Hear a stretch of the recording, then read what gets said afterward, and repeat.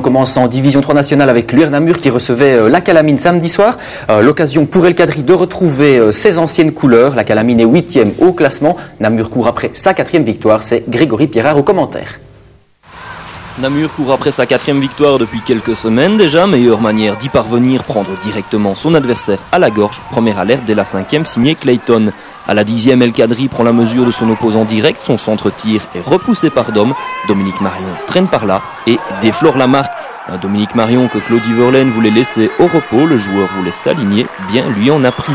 Comme d'habitude, les Merles ont donc emballé le match et étouffent leurs adversaires. Encore faudra-t-il rester concentré durant 90 minutes.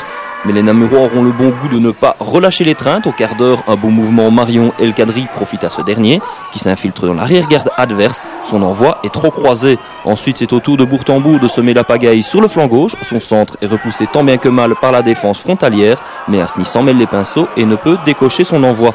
On vient à peine de dépasser la demi-heure lorsque sur un coup franc d'El Kadri, Fassano effleure le cuir et en modifie légèrement la trajectoire. Dom ne peut rien faire. La mise est doublée. Un avantage on ne peut plus logique tant il n'y en a que pour les Merles. Un viatique de 2 buts avant la pause, le refrain est connu. Attention, cela dit, à ne pas gâcher la partition par la suite.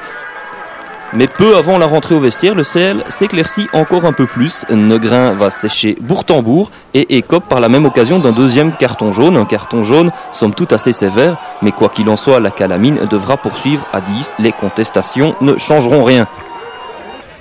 À la reprise, hormis cette tête de Fassano déviée par un défenseur visiteur, Namur ne met plus beaucoup le nez à la fenêtre. La rigueur est effectivement de mise. Oui, je pense qu'on a fait ce qu'il fallait en première mi-temps pour prendre l'avantage. Et puis en deuxième mi-temps, on a déjà donné, donc on a resserré un peu les boulons, on a rejoué avec une défense un peu plus compacte, je dirais, et on a un petit peu sacrifié le spectacle. À la 65e, la Calamine va mettre un peu plus Namur sur le velours. Farina empêche la progression de Bourtambourg. Dernier homme ou pas, on vous les juge. Toujours est-il que M. Lavigne n'hésite pas et renvoie le défenseur au vestiaire. Dans la foulée, El Kadri récupère chanceusement un ballon dans le grand rectangle, mais il se précipite au moment de conclure. 120 secondes plus tard, Boukamir s'infiltre aisément dans l'arrière-garde de la Calamine. Son envoi est repoussé dans les pieds d'El Kadri qui se rachète de son opportunité galvaudée. C'est 3-0, il enfonce le coup et on comprend sa joie, lui qui évoluait encore l'année passée dans l'autre camp. 2 assists et un but, il ne pouvait rêver meilleure retrouvaille assurément. La Calamine, j'y ai joué l'année passée. Et en fait, j'étais quand même plus motivé que les autres. En fait, c'est un collectif, tout d'abord. Et puis voilà, quand j'ai mes 2 assists et un goal, mais c'est grâce à tous mes coéquipiers, bien sûr. Parce que tout seul, on peut rien faire. Namur placera encore quelques banderies par l'entremise de l'inoxydable Dominique Marion. D'abord servi par Verlaine, son envoi est repoussé à même la ligne.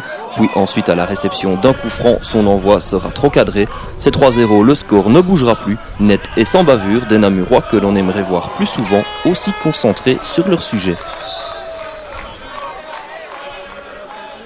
Les joueurs étaient conscientisés du fait que nous étions fait remonter 2 ou 3 fois et ici ils sont restés très concentrés comme je dis et puis à partir de là on n'a pas été mis en difficulté. Pour la suite du championnat, quel est le programme? On a 2 matchs à la fois intéressants et difficiles. Nous rendons Framborin qui est en tête du groupe ou pratiquement en tête ainsi qu'à l'Olympique, donc on peut revenir sur eux de toute manière si on fait un beau résultat là-bas. Vous prenez le deuxième but sur une phase arrêtée, sur une déviation de la tête, alors que vous avez des grands gabarits, c'est un peu étonnant. Oui, on est tous, je pense, distraits sur cette phase-là. C'est de nouveau un but totalement évitable. On se place en retard et Namur joue rapidement le coup et on se fait surprendre. Donc c'est clair que c'est des buts totalement évitables et qui font qu'on ne mérite rien aujourd'hui quand même. Voilà, 3-0 et un carton plein pour les Merles. Les autres résultats du week-end en division 3, Kermt qui s'impose face au Framborin 1-0, Tongres Léopoldsburg 0-3, Tournai Wallin 1-1, Visé qui marque 3 buts à Montenier, Tirlemont Primont 0-2, Verviers l'Olympique 4-2, Couillet qui s'impose face à Bocolt. Au général, un trio de tête qui ne change pas, Tirlemont, les Frambourins et l'Olympique. L'UR Namur qui conforte sa 4e place avec 20 points. L'UR Namur qui rencontre un gros morceau la semaine prochaine, les Frambourins qui pointent en 2e position comme vous pouvez le voir.